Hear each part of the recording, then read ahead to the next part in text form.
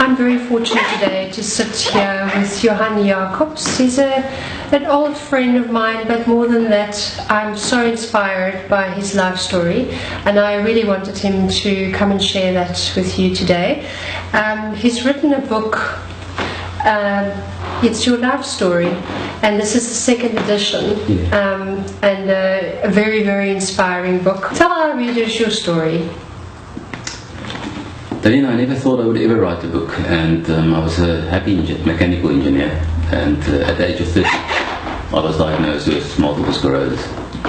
And to make a long story short, at the age of 34 it turned into primary progressive multiple sclerosis, and it became so aggressive that it left me crippled, and I was declared medically unfit for work with no hope of recovery. At the age of 34, I suffered to control my bladder. I could hardly walk.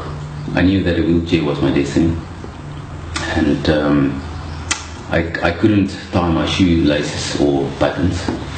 And I know my boat was sinking, and highly emotional, 5 times a day emotional outbreak. So I knew something. I know my boat was sinking. So it was literally by grace that I discovered this information, because in that period, while I was deteriorating, I did a lot of things and I made a lot of mistakes. And at the 11th hour, I discovered what actually causes multiple sclerosis, but I could never make peace.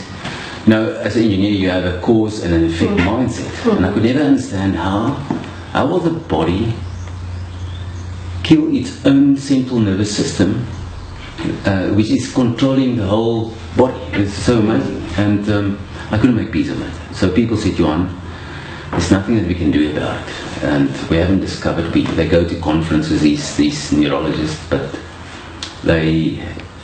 every year, every second month that I went there, they told me, listen, Johan, we still haven't got a clue. And as I said, at the 11th hour, I was exposed to this book, and this information, Solving the MS Mystery, Help, Hope and Recovery. And this year, it's now my 13th year of recovery, 13 years of recovery. Wow. From aggressive, advanced stage where I was clinically declared medically unfit for work. So that is the last stage, and normally it's terminal. And as I say, by grace I discovered the truth. The truth has literally set me free. The truth is that everybody's body is engineered to win. It's a self-healing entity. So we also have a self-cleaning entity. So we also a self-maintaining entity. The food that you eat, you look at your food and you see your food is your future, because that food is going to become part of you. It's a beautiful saying. That should be a bumper sticker. Food is your future. Yeah, food is your future. Very true. And so I never knew all this information. I can't understand that there's no curriculum where there's common sense things that tell people, listen, how to take control of your health. So you're just a normal man in the street eating junk food, being unaware of the effects on your health. Yes, I was the normal guy on the street that thought, listen, these food scientists at university, I've studied at university, I regard that if they develop something like, say, they develop knickknacks, that the yellow coating on the knickknacks might be a dried carrot juice powder, which will be healthy for you. But long and behold, I didn't know that all these preservatives and was actually not good for us, and all these artificial colorants. And we take food today, and with the lack of immediate effects, we conclude that it's safe for you. So sure, someone must look after us. You know, someone needs to check that the stuff is safe. So when the packet is on the shelf, I can just eat it. It's fine. I was convinced that if it's in a packet, it went through a food scientist, and it would be 100% safe, and it would be nourishing for the body. I was really awakened with what actually is being fed to people and what is allowed on the shelf. This he discovered in detail, how mercury is released from mercury amalgam fillings. They actually call it silver amalgam fillings, but by mass, and to be fair, it's 52% mercury by mass, that silver or mercury filling in your mouth. So I had 10 of those, and approximately 10 microgram of mercury per day per filling. So multiply that by 10. I was literally smoking a mercury cigar every day with 100 micrograms of mercury. And mercury is fat soluble. It clings to fatty tissue. It makes that nerve tissue. It hits the nerve cell, and then the nerve cell looks foreign to the immune system.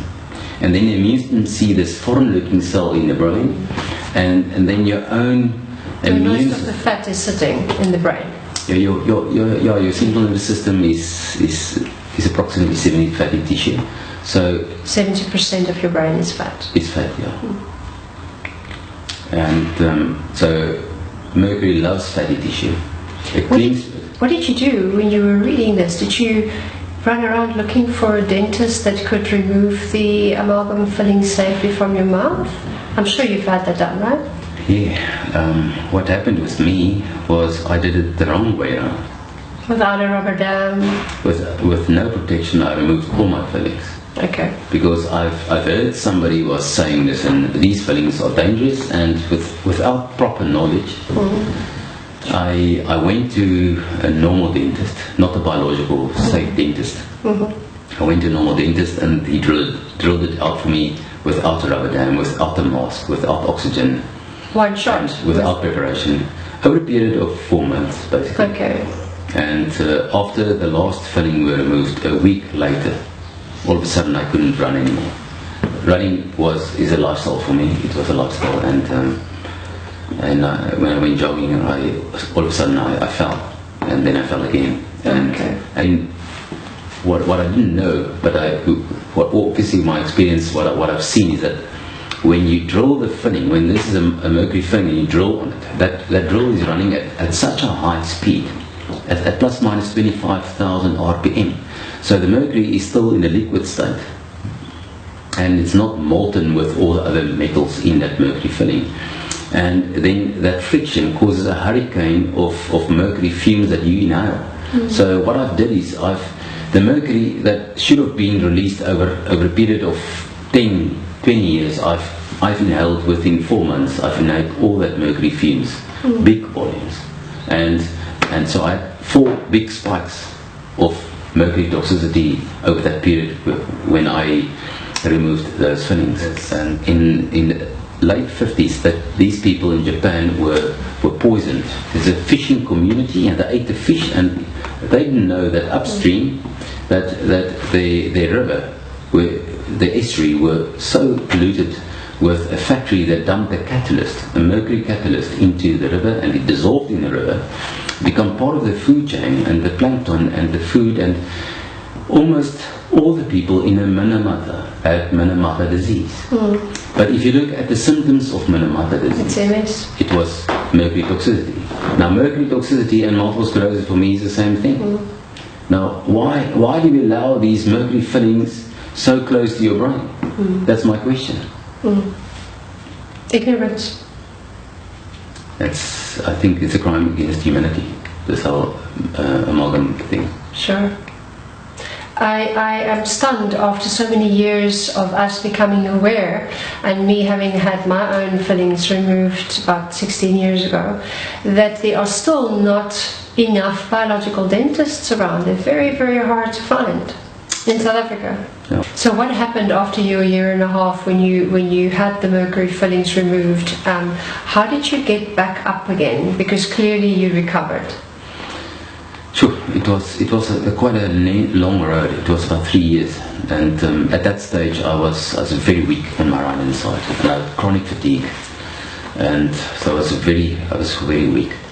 And obviously when I turned away from the vegan lifestyle, and when they start to detox me from mercury, that same month I went a month to Living Valley Springs in Australia, and that same month I didn't go down anymore. Remember, at that stage I had a new symptom of MS every week, and it was a lasting. It will stay there. It will not go away. If you have relapse remitting multiple sclerosis, you get a problem, and your hand may be lame or whatever, your problem, but it will, within a month or so, it will disappear. And that's relapse remitting. But at primary progressive, you get new symptoms weekly, and they remain there, and it's actually just putting you down continuously. I just want to stress the fact that you went to a center with qualified practitioners to assist you to detox that mercury, because you can't just go on any detox fad and think you're doing it. You're doing yourself, your body a favor here. It's dangerous. Yeah, and since I've changed to a real hunter-gatherer lifestyle, with ample amount of good fats in it, the MS progression just stopped in its tracks.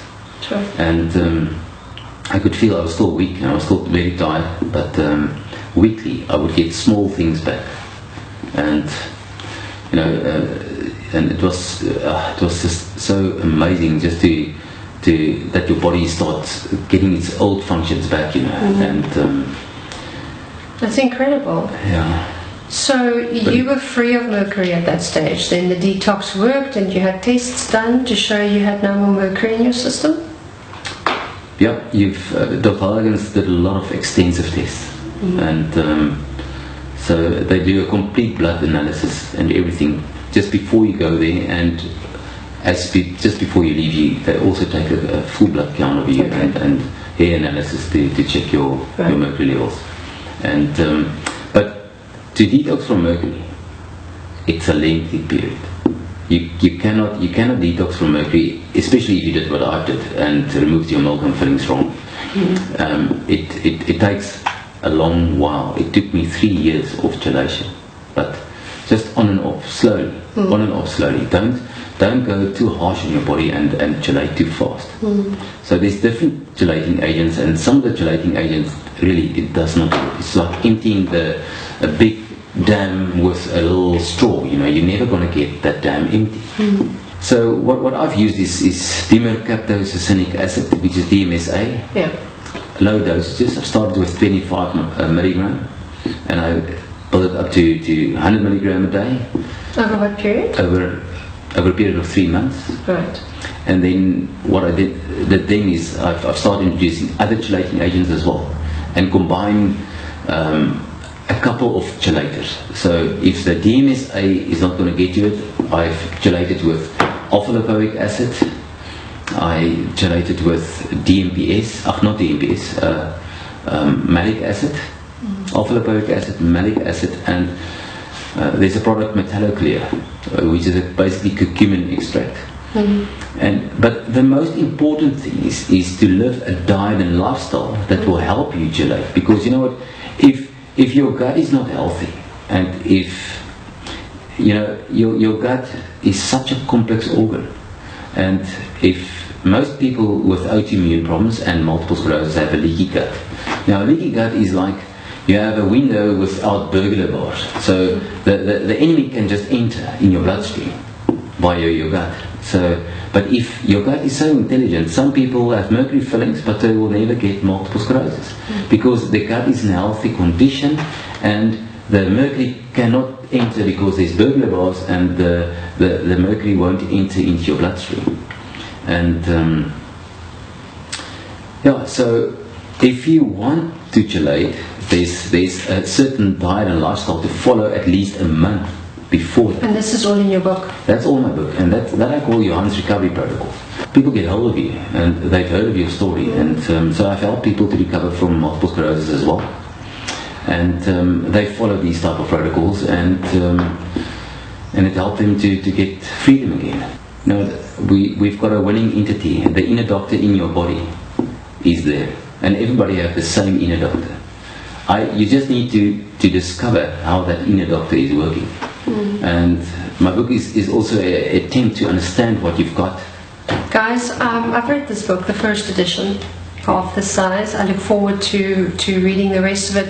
It's an incredibly inspiring book, and it's an absolute fountain of knowledge and just a wealth of information. So thank you so much for sharing your story and for coming onto this channel. Oh, thank you. It was a privilege. Thank you. Thank you so much.